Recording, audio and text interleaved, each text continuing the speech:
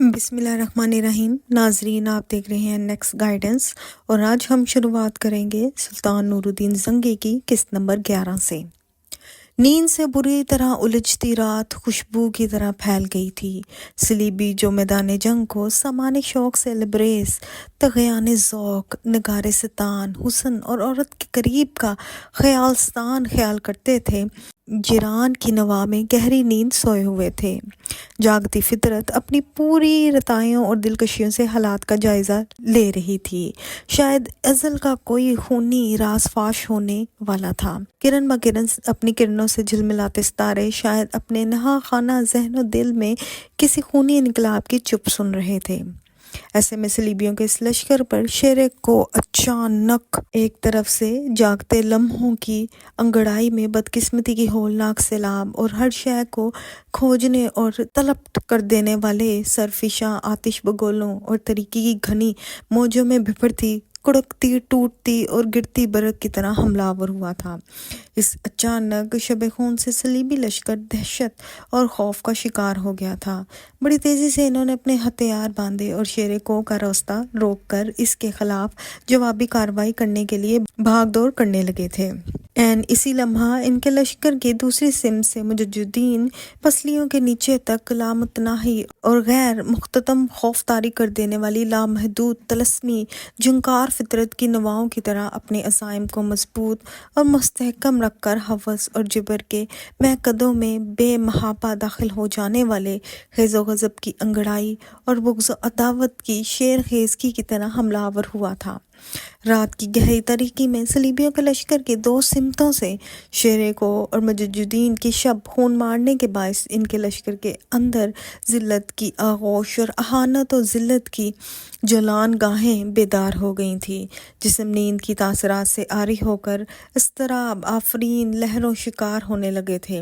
شیر کو اور مجاہدین نے سلیبیوں کو اس طرح اپنے سامنے ہانکنا اور دبانا شروع کر دیا جس طرح خوف کی آندھی قوت سے سیاہ دہراگ کی طرح ہر شے کو اپنے سامنے پیسنا شروع کر دیتی ہے۔ دونوں شب کی سوداگروں کی طرح قسمت کی زنجیریں کھول کر ہر فتنہ پروار کے کتبہ دل پر رات کی گھمبیر اور ہیبت ناک سناٹے رقم کرنے لگے تھے۔ ان کی تیز اور جان لیوا حملوں کے باعث یوں لگتا تھا جیسے سلیبیوں کے لشکر میں بوڑھی سوچوں سے جوان جذبے الجھ گئے ہوں، اس لیے کہ اپنے تیز حملوں کے باعث انہوں نے ہر دل کے ورگ ورگ پر اپنے عزم کی خاردار فصیلیں نصب کرنا شروع کر دی تھیں، اور سلیبیوں کو اپنے سامنے بے بس کرتے ہوئے وہ اندھیرے میں ان کی سوچوں کو بوجھ مانند ختم کرتے گئے تھے۔ دوسری جانب کوكب و تلزم، زمین و آسمان، شمس و قمر، ہوائیں، فضائیں، دامن فطرت رقص کرتے، فضا کے سائے، رات کی حشر سمانیاں اور سرسراتی پرہول وحشتیں مسکراتے ہوئے رات کی گہری تاریکی میں رونما ہونے والے اس حادثے اور تماشے کو طنزیہ مسکراہٹ میں دیکھ رہی تھی۔ رات کے اندھیرے میں سلیبی لشکر کو شیر کو اور مجاہدین کے ہاتھوں عبرت خیز اور ذلت امیز شکست کا سامان کرنا پڑا، اور وہ اپنا سارا سامان اور مسلمانوں سے لوٹا ہوا مال و متاع وہیں چھوڑ کر اپنی جانیں بچانے کے لیے بھاگ کھڑے ہوئے۔ شیر کو اور مجاہدین نے صبح تک وہیں انتظار کیا، پھر دشمن کے پڑاؤ سے ملنے والی ہر چیز کو سمیٹ کر وہ دمشق کے نواح میں سلطان نور الدین زنگی سے جا ملے تھے، جس نے ان دونوں کا بہترین استقبال کیا۔ اب اپنے لشکر کے ساتھ سلطان نے اکامیہ کا رخ کیا، جو ایک مضبوط اور مستحکم قلعہ تھا، اور یہاں سے سلیبی نکل کر مسلمانوں کے علاقوں کو نقصان پہنچانے کی کارروائی شروع کر چکے تھے۔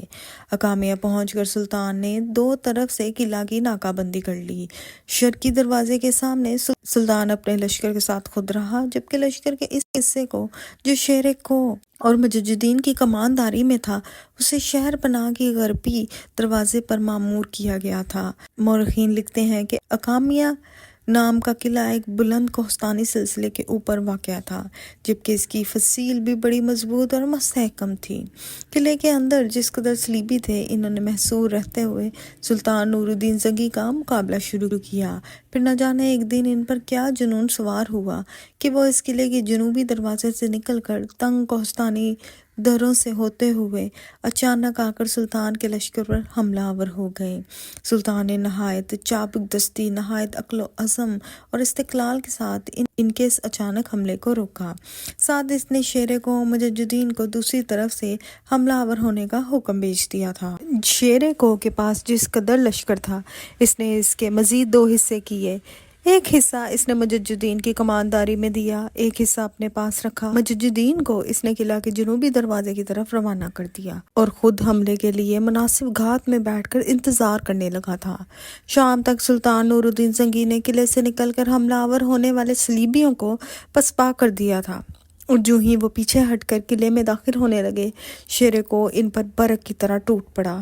دوسری جانب جنوبی دروازے پر متعین مجددین بھی حرکت میں آیا اور اس نے بھی حملے کی ابتدا کر دی تھی، اور صلیبیوں کے لشکر کی حالت یہ تھی کہ ایک طرف سے شیر کو ان کے سراب نفس کو پیاسا کرتی فطرت کی ستوت و جبورت، ادرا کی پیشانی اور ذہن میں جبالوں کی طرح اٹھ کھڑے ہونے والے خوف کی طرح حملہ آور ہو رہا تھا، جبکہ دوسری طرف سے مجددین معاشی ناہمواری، طبقاتی تضاد، سب کو سیال لمحوں کی طرح بہا لے جانے والی آتش کی سیل و طوفان اور مرگ کے دریائے تند کی طرح ان کی تعداد کم کرتا چلا جا رہا تھا، جبکہ پشت کی جانب سے سلطان نور الدین زنگی قضاء کے گہرے سمندر کی طرح ان کے تعاقب میں آیا تھا، اور پھر خونی لمحوں کے یورش اور برہم آگ شعلوں کی طرح پشت کی طرف سے اس نے ان کی تعداد بڑی تیزی سے کم کرنا شروع کر دی تھی۔ سہ طرفہ حملے سے صلیبیوں کی حالت نیم جان مسافروں، بے ایمان مقتولوں، خوف و ہراس کو گلے لگاتی شرمندگی اور رسوائی سے بھی بدتر ہونا شروع ہو گئی تھی۔ شہر کے پناہ کے دروازے پر شیر کو اور مجددین نے مسدود کر دیے تھے، لہٰذا وہ قلعے کے اندر داخل بھی نہیں ہو سکتے تھے۔ جبکہ انہوں نے دیکھا کہ سلطان نور الدین زنگی، شیر کو اور مجددین تین طرف سے ان پر حملہ آور ہوتے ہوئے بڑی تیزی سے ان کی تعداد کو کم کرتے چلے جا رہے تھے، تب انہوں نے اپنے ہتھیار پھینک دیے اور ایمان پکارتے ہوئے جنگ کا خاتمے کا اعلان کر دیا۔ جن صلیبی نے ہتھیار ڈالے تھے، سلطان کے حکم پر انہیں گرفتار کر کے پیچھے بھیج دیا گیا تھا، جبکہ قلعہ کا محاصرہ برابری جاری رکھا۔ کہتے ہیں افامیہ کے اس ہولناک ٹکراؤ میں لگ بھگ 2500 صلیبی مارے گئے اور تقریباً اسی قدر مسلمانوں کے ہاتھوں گرفتار ہوئے۔ مورخین لکھتے ہیں کہ صرف 20 مسلمان اس جنگ میں شہید اور 15 زخمی ہوئے۔ افامیہ کے وہ صلیبی جو قلعے کے اندر محصور ہو گئے تھے، انہوں نے دوسرے علاقوں کے صلیبیوں سے درد پردہ پیغام رسانی کر کے سلطان کے خلاف مدد طلب کی، ساتھ ہی سلطان سے گفت و شنید کا سلسلہ شروع کر دیا۔ اس طرح وہ وقت گزار کر سلطان کے خلاف ایک بڑی جنگ کی ابتدا کرنا چاہتے تھے، مگر سلطان ان کے ناپاک ارادوں کو بھانپ گیا تھا۔ اس نے ان کے ساتھ گفت و شنید کا سلسلہ جاری رکھنے سے انکار کر دیا، اور قلعے کے اندر جو محصور صلیبی تھے انہیں پیغام بھجوایا کہ تم لوگوں کو صرف 1 رات کی مہلت ملتی ہے، اس عرصہ میں تم قلعہ سے نکل جاؤ یا قلعہ کے دروازے کھول دو، اگر ایسا نہیں کرو گے تو پھر ہمارے اور تمہارے درمیان فیصلہ تلوار کرے گی۔ صلیبیوں نے ہتھیار ڈالنے سے انکار کر دیا اور رات بھر محصور ہو کر مقابلہ کرتے رہے۔ اگلے روز جب سورج طلوع ہوا تو سلطان کے لشکر نے قلعہ پر 3 اطراف سے تیز و تند اور جان لیوا حملے شروع کر دیے تھے، یہاں تک کہ قلعے میں محصور صلیبی ہمت ہار بیٹھے اور انہوں نے ہتھیار ڈال دینے کی پیشکش کر دی۔ جب صلیبیوں نے ہتھیار ڈال دیے تب سلطان اپنے لشکر کے ساتھ قلعہ میں داخل ہوا اور خود اپنے ہاتھ سے قلعہ کے سب سے بلند برج پر اپنا علم نصب کیا، جبکہ سلطان قلعے کے اندر قیام کیے ہوئے تھا۔ سلطان کو خبر ملی کہ شام کے جن صلیبیوں کو اقامیہ کے صلیبیوں نے اپنی مدد کو پکارا تھا، وہ ایک بہت بڑا لشکر لے کر اقامیہ والوں کی مدد کے لیے آ رہے تھے۔ سلطان کی پیغام رسانی کا سلسلہ چونکہ کبوتروں کے ذریعے تھا، لہٰذا اس کے وقائع نگار بڑے بر وقت ہر معاملے اور دشمن کی نقل و حرکت کی اسے اطلاع کر دیتے تھے۔ شام کے صلیبیوں کی آمد کا سن کر سلطان نے شیر کو اور مجددین کو ان کا استقبال کرنے کے لیے بھیجا۔ اقامیہ سے دور کھلے میدانوں میں ہولناک جنگ ہوئی۔ اس جنگ کے دوران شیر کو اور مجددین نے صلیبیوں کے اس لشکر کو اپنے گھیرے میں لے لیا۔ کہتے ہیں 3 دن تک صلیبی اس گھیرے کو توڑ کر بھاگنے کی کوشش کرتے رہے، لیکن مسلمان لشکریوں نے ان کی ہر کوشش کو ناکام بنا دیا، یہاں تک کہ انہوں نے سلطان کے پاس صلح کا پیغام پیغام بھیجا۔ سلطان نے بڑی فراخ دلی سے کام لیتے ہوئے تاوان کی ایک رقم مقرر کر کے انہیں رہا کر دیا۔ سلطان نے یہاں تک رحم دلی سے کام لیا کہ اقامیہ کے جنگ کے دوران صلیبیوں کو جو گرفتار ہوئے تھے سلطان نے انہیں بھی رہا کر دیا تھا۔ سلطان نور الدین زنگی اب صلیبیوں کے آئے دن کی سرکشی، شورش اور افراتفری سے تنگ آ چکا تھا، لہٰذا اس نے صلیبیوں کے خلاف نہ ختم ہونے والی جنگوں کی طرح ڈالنے کا فیصلہ کر لیا تھا تاکہ ہر صورت انہیں اپنے ساتھ زیر بنا کے رکھے۔ اس مقصد کے لیے سب سے پہلے اس نے صلیبیوں کے سب سے بڑے سرکردہ فرانسیسی صلیب جوسلین کا انتخاب کیا۔ جوسلین کبھی الربا کا حاکم تھا، لیکن سلطان نے الربا شہر فتح کر کے اس سے چھین لیا تھا، تب حلب کی شمالی علاقے کی طرف چلا گیا تھا اور وہاں اپنی حکومت قائم کر لی تھی۔ افامیہ کو فتح کرنے کے بعد سلمان نے جوسلین سے نپٹنے کا مصمم ارادہ کر لیا۔ جوسلین ایک جنگجو، انتہا درجہ کا متعصب اور شریر طبع انسان تھا۔ کوئی بھی موقع مسلمانوں کو نقصان پہنچانے کا ہاتھ سے نہ جانے دیتا تھا۔ آئے دن وہ مسلمان کے علاقوں اور سرحدوں پر شورش برپا کرتا رہتا تھا اور سرحدی علاقوں پر حملہ آور ہو کر لوٹ مار کا بازار گرم کرتا تھا۔ اس کے علاوہ ایشیا میں قیام کرنے والے صلیبی جب کبھی بھی کسی مہم پر سلطان کے خلاف نکلتے تو جنگ کی ابتدا کرنے کے لیے اس جوسلین سے ہی صلاح مشورہ کرتے تھے، اس لیے یہ شخص اسلام دشمنی میں سب سے بڑا ہوا تھا۔ حلب شہر سے نکلنے کے بعد سلطان نور الدین زنگی نے اپنے لشکر کو 2 حصوں میں تقسیم کیا۔ ایک حصہ شیر کو اور مجددین کی سرکردگی میں رکھا گیا، چھوٹے سالار بھی کچھ ان کی سرکردگی میں دیے، باقی لشکر چند دیگر سالاروں کے ساتھ اس نے اپنی کمانداری میں رکھا۔ دوسری طرف جوسلین اپنے علاقوں سے نکل کر الربا پر حملہ آور ہونے کے لیے پر تول رہا تھا۔ الربا پر وہ حکومت کر چکا تھا، شہر کے اندر کافی ارمنی عیسائی بھی تھے اور وہ ہر صورت میں اپنے کھوئے ہوئے شہر کو دوبارہ حاصل کرنا چاہتے تھے۔ اس مقصد کے لیے انطاکیہ، یروشلم اور صلیبیوں کے شہر سے اسے کافی تعداد میں رضاکار بھی پہنچ گئے تھے، جن کی تعداد ان گنت اور بے شمار ہو گئی تھی، اور جوسلین کو یقین تھا کہ اس لشکر کے ساتھ وہ سلطان نور الدین زنگی کے سارے علاقوں کو فتح کرنے میں کامیاب ہو جائے گا۔ ایسا لشکر تیار کر کے جوسلین الربا کی طرف روانہ ہوا۔ ابھی وہ راستے میں ہی تھا کہ اسے خبر ملی کہ سلطان نور الدین اس کا مقابلہ کرنے کے لیے الربا سے نکل چکا ہے۔ ساتھ ہی اس کے مخبروں نے یہ بھی اطلاع کر دی کہ سلطان نے لشکر کو 2 حصوں میں تقسیم کیا ہے، ایک حصہ خود سلطان لے کر جوسلین رخ کر رہا ہے اور دوسرے حصے کے ساتھ شیرکو اور مجددین تلباشر کے رخ پر کوچ کر چکے ہیں۔ جوسلین کے پاس اس قدر بڑا لشکر تھا کہ سلطان نور الدین، شیرکو اور مجددین کے لشکر کو یکجا کر دیا جائے تب بھی اس کے لشکر کی تعداد کئی گنا زیادہ تھی، اور پھر اس پر مستزاد یہ کہ ابھی تک یروشلم، انطاکیہ، جلاک، دروکا، کنسوپ، کورس، رضوان، مرغش، سعیدہ، مونلبارا اور دیگر کئی نصرانی شہروں سے جوک ورجوک لشکر اس کی مدد کے لیے پہنچ رہے تھے۔ جوسلین کے سامنے جو صورتحال آئی، اس کے تحت اس نے 2 بڑے بڑے لشکر ترتیب دیے۔ ایک لشکر کو اس نے تلباشر کے نواح میں متعین کر دیا اور اسے حکم دیا کہ شیرکو اور مجددین کو اپنے ساتھ جنگ میں مصروف رکھیں، اور جو لشکر جوسلین سے شیرکو اور مجددین کا مقابلہ کرنے کے لیے تعین کیا تھا وہ شیرکو اور مجددین کے لشکر سے کم 6 گنا بڑا تھا۔ اسی قدر زیادہ لشکر جوسلین سلطان نور الدین کا مقابلہ کرنے کے لیے پڑاؤ کر گیا تھا۔ جوسلین کی یہ بہترین جنگی چال تھی، اس نے شیرکو اور مجددین کو صرف جنگ میں مصروف رکھا تاکہ وہ کسی بھی لمحہ نور الدین زنگی کی مدد کے لیے نہ پہنچ سکیں۔ دوسری طرف جس قدر لشکر سلطان نور الدین زنگی کے پاس تھا، اس سے کئی گنا زیادہ لشکر لے کر وہ سلطان کے سامنے آیا، اور جو دوسرے شہروں سے صلیبی گروہ در گروہ اس کی مدد کے لیے آ رہے تھے، اس کی طرف اس نے پیغام بھجایا کہ جب سلطان نور الدین زنگی کے ساتھ برسر پیکار ہو تو وہ پشت اور اطراف کی طرف سے اس پر حملہ ہو جائے تاکہ اس کی شکست کو یقینی بنایا جا سکے۔ بہرحال سلطان نور الدین زنگی اور جوسلین کے درمیان خون ریز جنگ شروع ہوئی۔ اسی اثناء میں اطراف و جوانب سے صلیبیوں کے تازہ دم لشکر جو جوسلین کی مدد کے لیے پہنچ رہے تھے وہ سلطان نور الدین زنگی کی پشت اور اطراف سے حملہ آور ہو گئے، جس کے باعث سلطان کے لشکر میں بد نظمی سی پھیل گئی تھی۔ اس موقع پر جوسلین مسلمانوں کی افراتفری اور کمزوری کو بھانپ گیا۔ اس نے نئے آنے والے صلیبیوں کو سلطان پر چاروں طرف سے حملہ آور ہونے کا حکم دیا تھا۔ یہ صورتحال دیکھتے ہی سلطان نے اندازہ لگایا کہ چاروں طرف سے صلیبی امڑتے ہوئے اس پر حملہ آور ہونے کے لیے تیار آ رہے ہیں، اور سامنے کی طرف سے جوسلین اس پر حملہ آور ہونے کے لیے ایسا لشکر تیار کر چکا ہے جس کی تعداد اس کے اپنے لشکر سے کئی گنا زیادہ ہے۔ لہٰذا سلطان جنگ کو موقف کرتے ہوئے پیچھے ہٹ گیا۔ اپنے لشکریوں کو محفوظ کرنے کے لیے سلطان ایک ٹیلے کی طرف ہو لیا۔ اس طرح سلطان کو اپنی زندگی میں پہلی بار صلیبیوں کے مقابلے میں پیچھے ہٹنا پڑا، پسپاہ ہونا پڑا۔ دوسری جانب جوسلین کا وہ لشکر جسے وہ تلباشر کی طرف روانہ کر چکا تھا، وہ جوسلین کی خواہش کے مطابق اپنا کام کرنے میں کامیاب رہا۔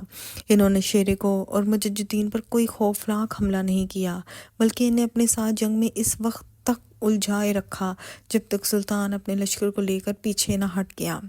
دوسری طرف شیرکو اور مجددین کو بھی خبر ہو گئی کہ جوسلین کے مقابلے میں سلطان پیچھے ہٹ گیا ہے، لہٰذا وہ بھی پیچھے ہوئے اور سلطان سے جا ملے۔ اب سلطان نے اپنے لشکر کو یکجا کیا۔ اس کے حکم پر مزید لشکری بھی حلب سے اس کے پاس پہنچ گئے تھے۔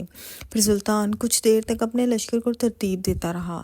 دوسری جانب جوسلین کو بھی خبر پہنچ گئی، وہ ہر صورت شہر پر قبضہ کرنے کا تہیہ کیے ہوئے تھا، لہٰذا وہ لشکر کو جو اس نے شیرکو اور مجددین کی راہ روکنے کے لیے تلباشر کی طرف روانہ کیا تھا، اس کو بھی اس نے اپنے ساتھ ملا لیا۔ اور اس کی خوش قسمتی کہ ابھی تک گروہ در گروہ صلیبی رضاکار مختلف نصرانی شہروں سے اس کی مدد کو پہنچ رہے تھے، لیکن سلطان نے اس ساری صورتحال کی کوئی پرواہ نہ کی۔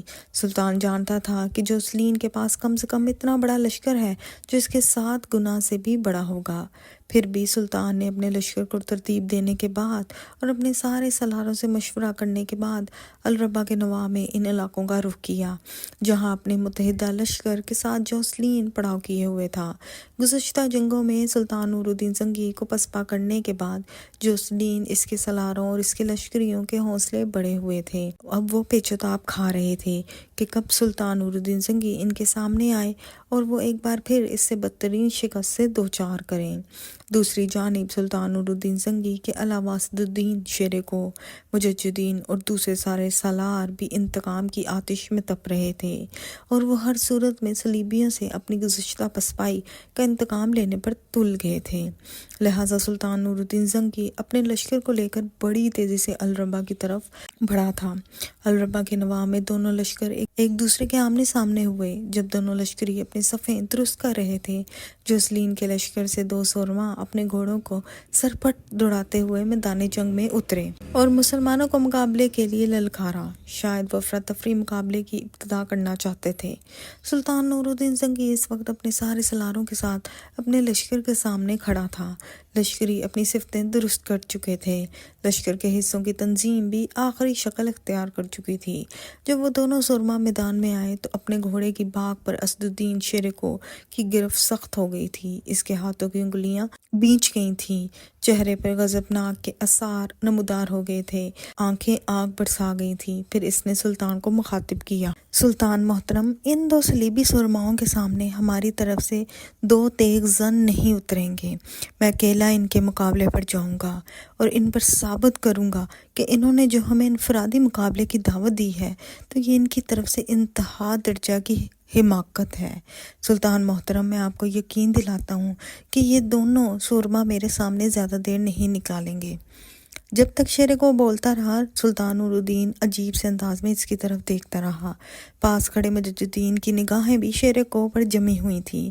شیرکو کے ان الفاظ کا جواب سلطان دینا ہی چاہتا تھا کہ مجددین نے آگے بڑھ کر شیرکو کے گھوڑے کی باگ پکڑ لی، پھر اس کی آنکھوں میں آنکھیں ڈالتا ہوا کہنے لگا، محترم اسد الدین، آپ امیر عساکر ہیں، سلطان کے بعد لشکریوں میں آپ کی اہمیت سب سے زیادہ ہے۔ آپ جب لشکر کے اندر موجود ہوتے ہیں تو لشکریوں کے ولولے جذبے جوان رہتے ہیں۔ ان 2 صلیبی سرماؤں کے مقابلے میں آپ نہیں، میں مجددین جاؤں گا۔ محترم شیر کو، میں آپ کو اور سلطان کو یقین دلاتا ہوں کہ میں ان دو کے مقابلے میں آپ لوگوں کو مایوس نہیں کروں گا۔ شیر کو نے مسکراتے ہوئے مجد الدین کی طرف دیکھا، پھر کہنے لگا، مجد الدین، اگر لشکر میں میری موجودگی لشکریوں کے حوصلے اور جوان جذبے کا باعث بنتی ہے تو تمہاری حیثیت اس سے کم نہیں ہے۔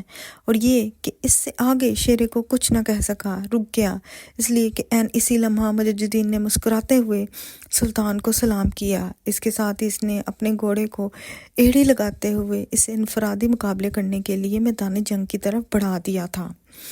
جس وقت وہ اپنے گھوڑے کو بڑھاتا ہوا صلیبی سرماؤں کی طرف جا رہا تھا تو بڑی عقیدت اور ارادت مندی میں شیرکو کو مخاطب کرتے ہوئے سلطان نور الدین کہہ رہا تھا، شیرکو، یہ ابن الدیہ بھی عجیب و غریب انسان ہے، کمال کی جرات مندی اور لا انتہا دلیری رکھتا ہے۔ مجھے امید ہے کہ ان دو صلیبی سرماؤں کو زیر کرنے میں زیادہ وقت نہیں لے گا۔ اپنے گھوڑے کو سر پر دوڑاتا ہوا مجد الدین جب ان صلیبیوں کے قریب گیا تب ان میں سے ایک نے اسے مخاطب کیا، تم کون ہو؟ اپنا نام بتاؤ، مسلمانوں کے لشکر میں تمہاری کیا حیثیت ہے؟ صلیبیوں کی اس گفتگو کا مجد الدین نے کوئی جواب نہ دیا، اپنے گھوڑے کو ایڑ پر ایڑ لگاتے ہوئے ان کے گرد چکر لگانے لگا تھا۔ اور اس کا گھوڑا جو جنگ میں اپنے مالک کے ستاروں پر کام کرنے کا ماہر تھا، لمحہ بلمحہ اپنی رفتار تیز کرتا جا رہا تھا۔ پھر اسی تیز رفتاری کے ساتھ مجد الدین نے بلند آواز میں تکبیر پڑھی، اس کے ساتھ ہی ان دونوں کو مخاطب کیا، تم لوگوں نے میرا نام پوچھا ہے لیکن میں تمہارے نام جاننے کی ضرورت محسوس نہیں کرتا ہوں، سنبھلو، میں تم پر حملہ آور ہونے لگا ہوں۔ اس کے ساتھ ہی ایک خاص انداز میں مجد الدین نے جب اپنے گھوڑے کو ایڑ لگائی تو گول چکر لگاتا ہوا گھوڑا ایک دم ہنہناتے ہوئے، نتنے پھڑپڑاتے ہوئے، کنوتیاں تیزی سے بدلتے ہوئے پلٹا اور ان دونوں کی طرف بڑھا۔ اور اس کے ساتھ ہی مجد الدین نے اپنی تلوار بلند کرتے ہوئے اس زوردار انداز میں حملہ کیا کہ ان میں سے ایک کو شانے سے لے کر پسلیوں تک کاٹتا ہوا آگے نکل گیا۔ تھوڑا سا آگے جا کر اس نے اپنے گھوڑے کو موڑا، فضا میں الف ہوتے ہوئے وہ پرکشش انداز میں ہنہنایا، دوبارہ مڑا، اس کے ساتھ ہی اپنے خون آلود تلوار لہلاتے ہوئے مجد الدین دوسرے پر حملہ آور ہوا۔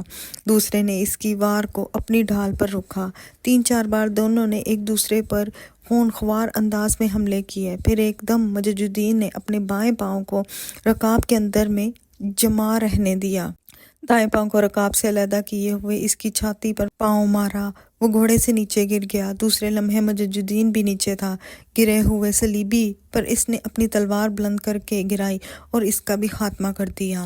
پھر آسمان کی طرف منہ کرتے ہوئے مجد الدین نے 3 بار تکبیریں بلند کی، یہ گویا اس کی فتح مندی کا نعرہ تھا۔